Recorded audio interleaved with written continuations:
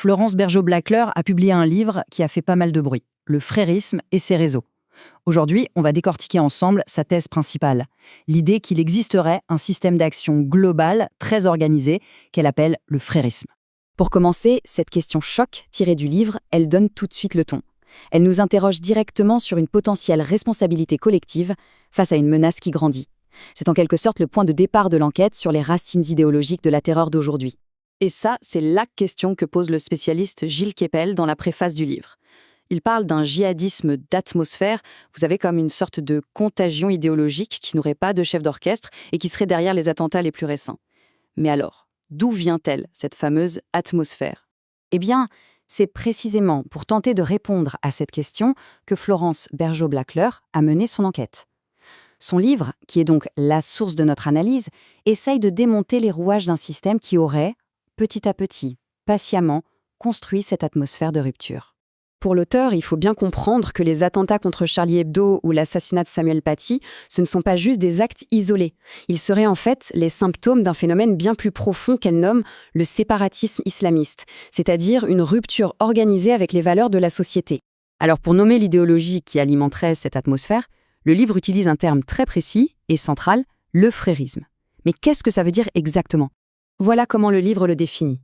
Le mot frérisme vient de l'arabe ikhwani, le nom qu'on donne aux membres des frères musulmans. Mais, et c'est vraiment le point crucial du livre, l'auteur élargit ce concept bien au-delà de cette seule organisation. Pour elle, le frérisme, c'est un véritable système d'action, une idéologie partagée par une multitude d'acteurs et de réseaux. Pour nous aider à y voir plus clair, à comprendre ce système, l'auteur propose une grille de lecture assez simple. Le cadre VIP pour vision, identité et plan. On va suivre cette structure ensemble pour décortiquer la logique du frérisme telle qu'elle est décrite. Tout commence donc avec le V, la vision. Pour comprendre ce mouvement, il faut d'abord saisir le récit historique sur lequel il se construit, la manière dont il réinterprète le passé pour justifier son action aujourd'hui. Ce qui est intéressant, c'est la façon dont le livre relie ces trois dates. 1924, le traumatisme, la fin du califat. 1928, la réponse, avec la création des frères musulmans pour reconstruire quelque chose. Et puis hop, le basculement en 1989, qui est présenté comme le moment où l'Europe cesse d'être une terre d'exil pour devenir un terrain de conquête idéologique.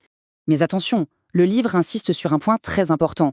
Il ne s'agit pas du tout d'un simple retour en arrière, ce n'est pas de la nostalgie. C'est un projet qui se veut moderne, qui utiliserait un passé idéalisé, un âge d'or, comme un tremplin pour construire une utopie future. L'objectif ne serait pas de copier le passé, mais bien de le réactiver à l'échelle mondiale, avec les outils de notre époque. Ok, on a la vision. Mais concrètement, au quotidien, ça donne quoi ? C'est là qu'on arrive au deuxième pilier, l'identité. Le livre décrit ici une idéologie totale. Une idéologie qui ne se contenterait pas de la sphère privée, mais qui chercherait à gouverner absolument chaque aspect de la vie d'un individu.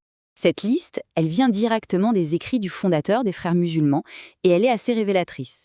On voit bien ici ce que le livre entend par système total. La religion ne serait plus une affaire privée, elle deviendrait un projet complet qui engloberait l'État, la loi, l'armée, la culture, bref, absolument tout. Et cette devise des frères musulmans, qui est citée dans le livre, résume de manière assez glaçante cette identité totale. En quelques mots, tout y est. L'objectif, le guide, la loi, la méthode et même le sacrifice ultime comme but à atteindre. On a la vision et l'identité. Mais comment passer de l'idée à l'action ? C'est le dernier pilier, le plan.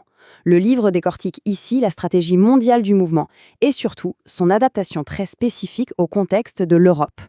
D'après le livre, l'année 1989 marquerait un vrai tournant. L'Europe ne serait plus vue comme un refuge temporaire, la terre de mécréance, mais comme un territoire à investir de l'intérieur. L'idée serait de s'y implanter durablement pour pouvoir, à terme, revendiquer l'application de normes islamiques, non plus comme un étranger, mais comme une partie intégrante de la société. Et la méthode serait plutôt subtile. Le livre s'appuie sur le théoricien Youssouf Al-Qaradawi, qui aurait dit que l'Europe serait conquise non pas par les armes, mais par la prédication, par l'influence, l'idéologie. La stratégie décrite est celle d'une sorte de soft power, créer petit à petit des enclaves culturelles et juridiques où la norme islamique s'imposerait d'elle-même. En résumé, la thèse vraiment forte de Florence Bergeaud-Blackler, c'est que le frérisme ne serait pas une collection d'initiatives isolées, mais un vrai système d'action cohérent avec sa vision, son identité et son plan. Le livre nous laisse donc avec une question essentielle.